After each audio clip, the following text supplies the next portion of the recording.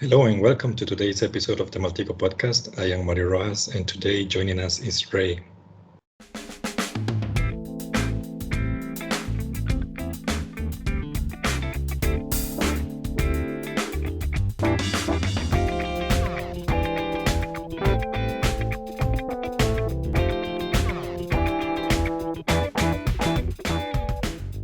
How are you doing, Rae? Good. I'm waking up, but I'm good. What time is it there? It's 9. Normal people are awake by now, but yeah, No, but it's still... I do the nights, and then the mornings are harder. Yeah, no, it's still early. It's just for us. It's almost the end of the day. It's 4 p.m. Yeah, so it's the end of the day. Yeah, It's nice. It's always nice to reach the day. You're ready to get out for the weekend. Yeah. Well, it's getting cold here, and it's my first winter, so it's going to be fun. Let's see if I hope I don't freeze to death. Or yeah, where are you at? I'm in Munich. Yes. But I'm from Costa Rica, so I've never experienced cold like that. So it's going and to be Munich fun. is cold. When I was there, it was Christmas. It was over Christmas the last time, and it was cold. It was very cold. Yeah, it can be. So, well, thank you and welcome to the podcast. I wanted to say that. Thank you. I know that you are pretty busy and that you have a lot of things going on in your life, but I wanted to say, would you like to tell us something a little bit about yourself? Yeah. I enjoy being here. I like doing podcasts and I guess talking about myself. No, it's always awkward to talk about yourself. I am relatively new to OSINT and cybersecurity in general.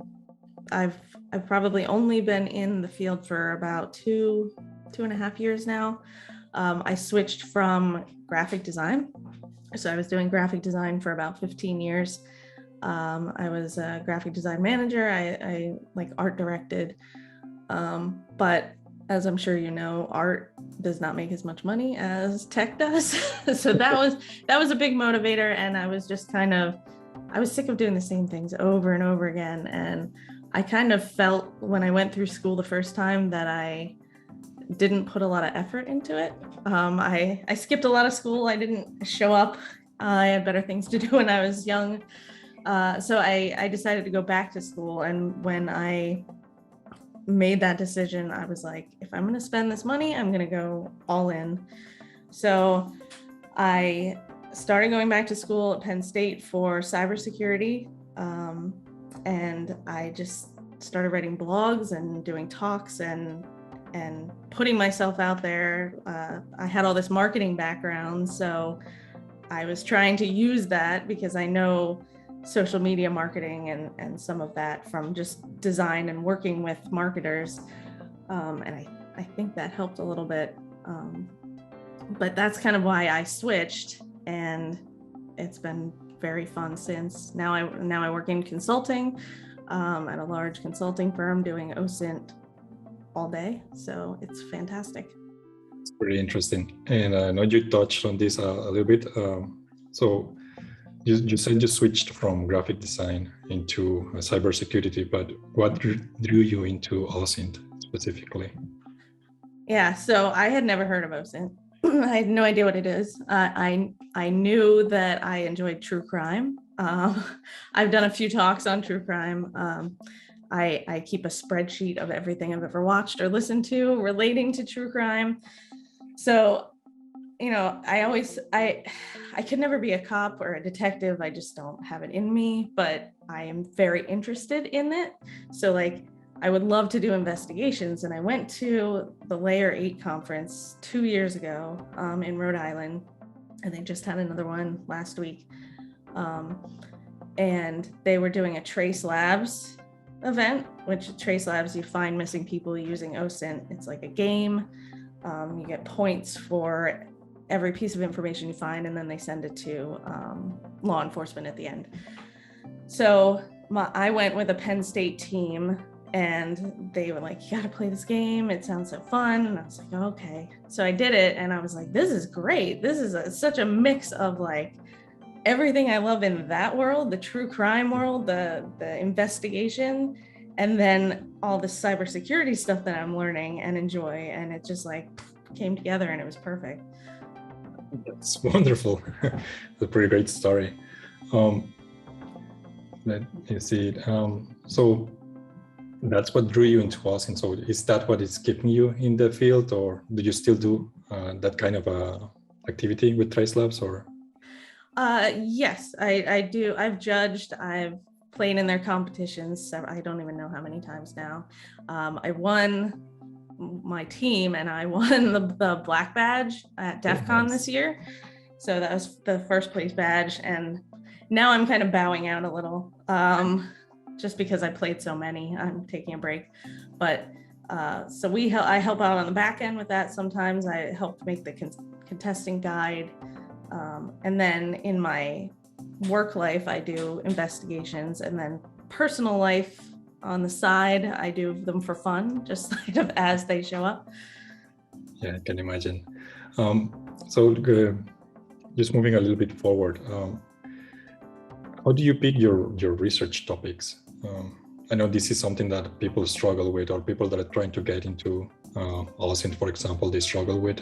How do you pick those topics? Yeah, so I pick them based on what sounds interesting to me. Like if you go online and you look around, you'll find a scam. I mean, it's not very hard to find a scam to follow if you're into that kind of investigation. I mean, I get how many phishing texts a day that I could investigate. And then once I started writing blogs, people come to me with stuff. So often I'll get an email or a text, or I have kind of a group on Discord, the OSINT Curious Discord. We have like a side group where we do investigate, like we trust each other. So we share our little fun things to investigate, and then we do it as a group. So sometimes I just happen upon them. Other times I go looking, but it doesn't have to be big, like something big. I just kind of, if it's interesting to me and I feel like I can put hours into looking at it, then I will go forward. Perfect. Yeah. And now that you mentioned your blog, so what's up with the Wondersmith Rae? It's very angsty MySpace, I think. So Wondersmith, it's from a song from Analyst. His song is Wondersmith and His Sons, and it's kind of about this con man who charms people into giving him like what he wants and what he needs, and he screws over a bunch of people. But it resonated with like social engineering and OSINT at the time when I was making my account. So that's what it's nothing mind-blowing, but there it is. Well, it's a nice catchy name, right? It's cool. I tried for the Wondersmith, but that was taken, so I had to add Rae at the end. It happens. So could you please maybe tell us a little bit of maybe a recent investigation that you did, or a recent topic that you dived into? Yeah, so a lot of the stuff that I look into, I can't talk about just because of the nature of the industry. But the last one that I actually did kind of publicly is a puppy scam. And I feel like I always fall back to this one in like interviews and stuff, but it's so big and prolific that it's very exciting to me. Me and a few other people started looking into this woman she's selling fake dogs online for like tens of thousands of dollars. And when you put like a down payment, you go to the airport to get it, and it's not actually there. There's no dog. So she does that. She runs credit card scams, all kinds of scams. She's in Canada, and I kind of I did an initial investigation. I wrote a blog, and that was like a year ago. And I kind of just keep up on where she is. People send me tips. I have an email set up where people just send me stuff. And it's this ongoing like beast. I call her my white whale because like I feel like I'm gonna catch her, but I have not yet. Well, it will be great. And I can see why people can kind of try to fall back into this topic. It's because it's really interesting. It's something that you don't think about happening right in the real world. and it's Yeah, touching and you talked about finding stuff. This was like completely happenstance. We were looking for something to investigate. I had seen a news story about people who run puppy mills. When they can't sell the dog for full price, they'll pretend it's a rescue dog and they'll knock down the price to like $300, and they'll be like, oh, we found this dog, we fixed it, here, take it for this discount. So they're still making money. And that's what I was going to look into. And then as we were looking, we kept seeing her name come up over and over, and we're like, this is kind of big, what is this? Yeah, it's such an interesting topic.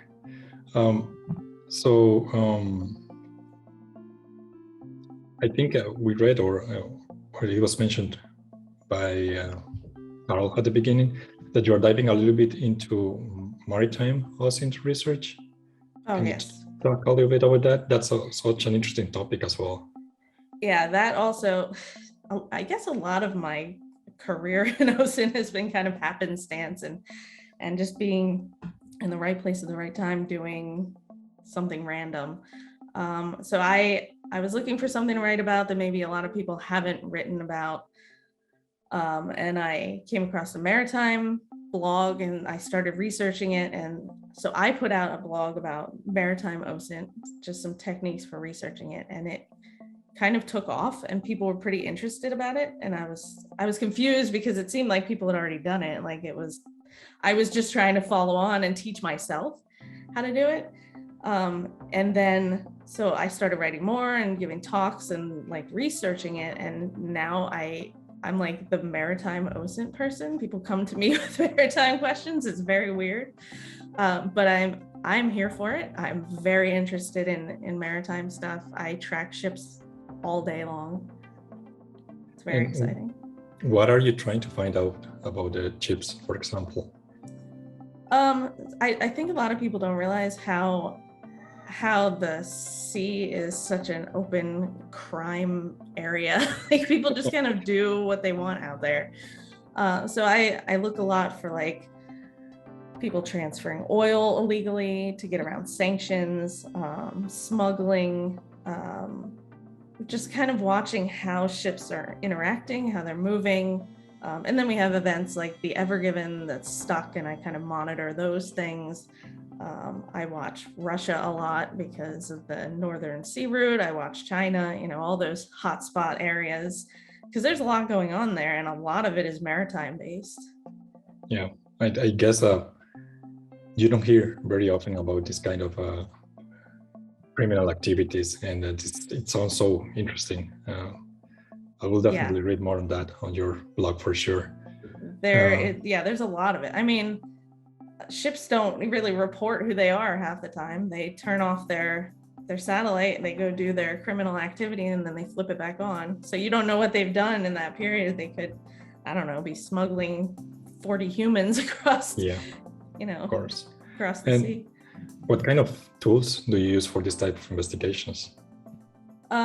So I use a lot of free tools. I'm hoping that someone will give me a non-free tool that I can use.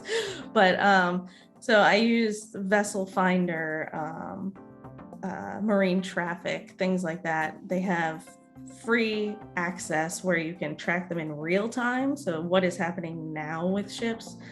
The problem is you hit a paywall where if you want to see the history of where a ship's been, and that's a lot of the investigation, you have to pay for that.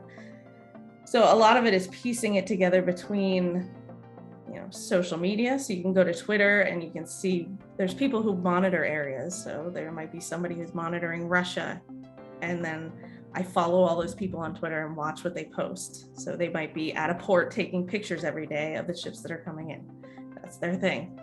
And then somebody else might watch, post satellite pictures. So now I have satellite pictures I don't have to pay for. I see them, you still have to verify that they're actually real and what they're saying. But once you put all that together, you can get kind of a larger picture of what's going on without going past the paywall. Of course. And just talking about resources and tools, what are some good resources, of course, besides your blog post, which is amazing? For OSINT in general? Yes. Well, I would be remiss if I didn't mention OSINT Curious. But I'm on the executive board, so it's a great resource. Yeah. We do live streams, we put out blogs. We used to give talks when there were in-person talks. Each of the members give talks and have their own little section of things that they do, like terrorism and maritime. If you're looking for training, Joe Gray has some great training at the Ascension, just playing in Trace Labs events. If you're looking to learn how to pivot through OSINT things, playing in Trace Labs is great because it kind of incentivizes you to like actually sit down for hours and work with other people and figure out what you're doing and how to do it.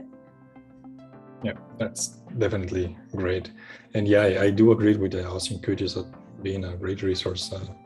I think for me, trying to get into this field in the past, it was a really amazing resource. And the great thing is that they offer everything, or most, I don't know if they have anything that is paid now, but at the time I was getting into it, it was all free, which is amazing. Free. Yeah, that's the thing. I think a lot of times when you're looking around, if you're new, you can be overwhelmed. Like, this thing costs $10,000. I don't have that. How am I ever going to learn OSINT? But if you go on Twitter and you follow OSINT people there, people are posting talks, they're posting tips. OSINT Curious, you have your videos, walkthroughs, how to do it, and then you just kind of have to sit down and try it. Yeah, and I talked about your blog post a couple of times, but it's just that it's so good. What would you tell a person that is trying to get or start writing as well? I know that a lot of us struggle with this as well. But you mentioned how to come up with the topics, but about writing itself, what would you recommend? Yeah, I actually hear this a lot. People want to write blogs, but they don't know where to start. I mean, being honest, half the time I have no idea what I'm doing. So when I'm writing a blog, I'm writing something that I'm trying to learn. So I figure if I can write it down, it makes sense, I've taught myself, then it might be useful for somebody else. So that was the main point of my blog, was to learn, because I had to then know enough to write a blog about it. The topics themselves are generally just things I'm interested in. Like if I see an article come out on something and I'm like, I have no idea what's happening here. So I write a blog on it so I can teach myself. Then that's just kind of how I learn, by like doing and then being able to show somebody else. But I wouldn't get hung up on somebody else has written this, or this is not new, because even if somebody has written about the topic 500 times, your take on it is different than my take on it. So it's still valuable to people, and it's still valuable, for you to write. So true. Yeah. That's amazing. Thank you. And just sort of as a final question, could you share 3 of the most important things that you have, or that have helped you let me reformulate that. Could you share 3 of the most important things that have helped you and that every OSINT practitioner should keep in mind of? 3, okay. So from a new to OSINT, new to cybersecurity perspective, and it sounds lame, but networking, 100% networking. Go to talks, talk to people, make friends, write blogs, network. Because honestly, like most of what I have right now, what I'm doing, is because of people I've met while networking and opportunities that I've gained. So definitely networking. Do not overlook that. Personal branding. So you online, you're a brand. I mean, if you want people to know who you are, you got to brand yourself. You have to have a consistent message. You have to maybe pick a niche topic like maritime or whatever it happens to be. Stay in that lane, figure out who you are, what your voice is, and run with it, and stay in there, and people will know who you are. They'll know who to come to for certain things. And that's important. I mean, you're basically advertising yourself for a job. And then I would say a passion for the industry as a whole, because, you know, I can teach you how to use Maltego. I can teach you how to do OSINT and pivot through things. But if you don't feel like you have a passion for it, people won't hire you. They won't be interested in what you're doing because you're not. You know? Yeah. And that's something, like, I know a lot of people hire based more on passion for what you're doing over the actual skills you have. So definitely don't get hung up on, I don't know all the things. If you want to know all the things, that still counts. Yeah, that's amazing, and that's so relevant. So thank you for that. Yep. And well, that actually brings us to the end of the podcast. This one was a pretty quick one, but awesome. really interesting one and really informative. Actually, just aching, not aching, but I really want to go now and check into that maritime stuff. It sounds so interesting. Thank you so much. Yeah, I just did a talk at Layer 8 last Friday. Yeah, so a week ago on the Ever Given being stuck. It was like a supply chain overview, how we as OSINT analysts can try and predict that stuff and monitor it. So, well, I'll go and check that one then as well. Please let me know if you like it. For sure I will. I have been lurking around your blog post for a while, so and I like it, so I'm pretty sure I like it. yeah, and I wrote a blog about Maltego. That was one of my first blogs that I wrote, and I see all the time people, I mean, it was completely random. I wanted to learn how to use Maltego, so again, I figured write a blog about it, I'll be forced to learn it. And since I posted that, it was like a beginner's guide to using Maltego. I see like people sharing it over and over and over. I'm like, why are people sharing this? This seems like so. I feel like I threw it together to teach myself, and it's been very valuable to people. So, I mean, I thank everyone for reading it, but it's very surprising to me. So I'm glad that I've been able to provide something. Yeah, and I think it's really helpful because you write it as you're trying to learn as well. So that's what most of us are trying to do sometimes. And for me personally, sometimes I find blog posts about a particular tool, but it's written in a really technical way that you end up not learning or understanding anything. So I guess that's actually what makes it your blog post more relevant. Yeah, and that's intentional. I hate when I read a blog post or watch a talk and it sounds like the person is just trying to be smart, like prove that they're smart and they know how to do it. I don't know everything. I don't claim to know much of anything. So when I'm writing, it's purely to like show how to do something. I may not know how to do it before I wrote the blog. Like, in all honesty, I may have never touched the thing before I wrote a blog about it. So hopefully that's helpful. I've heard that a few times that it's written like that, and it is definitely that's my intention.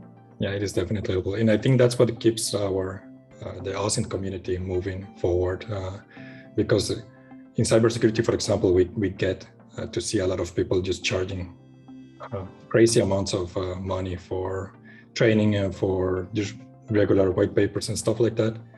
And as we just talked briefly before, being able to share this with the community is what keeps us moving, right? Is what keeps the community alive, and is going to help our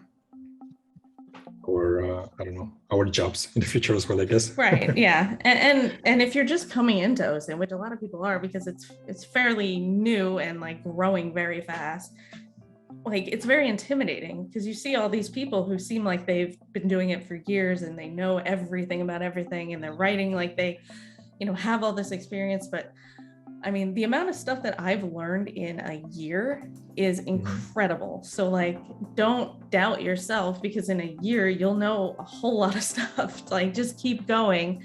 Don't be intimidated by all these other people. Use them as a resource. And another thing I would suggest is, if you want to get into blogging and talking and kind of creating your brand, find somebody who does what you want to do. Like, if there's somebody who gives talks like you want to do, or, is into an area that you find very interesting and you like how they present it, just emulate them. I mean, it's not really stealing. You're using them to learn. And I do this all the time. So I highly suggest kind of emulating people that you admire. Yes, and I think one of the greatest things about people, I don't know, mainly in OSINT actually, is that when they present, they're really trying to teach people. So I don't feel that they're going to be offended if you try to emulate them. So this is one of the greatest things about OSINT. Things change so fast in OSINT. Like tools go down, tools come up. Like it's a lot when you're starting to like get a hold of. But I mean, if you get the basics down, tools come and go. It's if you know how to investigate something, that's what matters. Yeah. And then just touching back on tools, you mentioned this before as well about the paid tools and the free tools. Do you feel like you struggle finding free tools available for your investigations, for example? So I'm fairly tool agnostic, and I always, people get mad because I say that Google is what I use the most, but honestly, like 100% honesty, I usually go to Google first, exhaust that, and then start moving into paid stuff, or Python tools or things that are more complicated, because a lot of times stuff is just out there. It's so easy to find and people don't think about it. So don't think that you're not a good investigator if you are just using Google, because you can formulate your searches in a way to find documents or files, and sometimes you can find very important stuff just like that. I do use paid tools sometimes. I get a lot through work and stuff, but I don't use those personally on my own investigations. I don't really have many free tool or paid tools, so I'm using all free tools generally, or free versions of paid tools. And you just make it work. If you're missing something in that, you supplement it with something else. I mean, there's information's out there. You'll find something. That was good, yeah. And I think that one point that you touched, so you mentioned about Google. I think these Google searches are actually like the base of OSINT, right? I think that's how we started, just finding stuff publicly available, either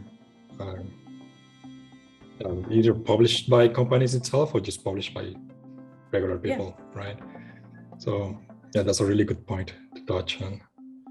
Right. Well, this has been amazing, Rae. Thank you so much. Yeah, thanks for your time. Thank you for having me. And by the way, I love Nick Cage, just photo ominous there in the background. Yeah, I always have him. I just moved, so it's very bare behind me, but I had to include wrong side. I had to include Nicolas Cage. That's pretty fun, pretty much. It's been pretty amazing. Thank you so much, Rae. Yeah, Thank you for taking the time. Thank you for having me.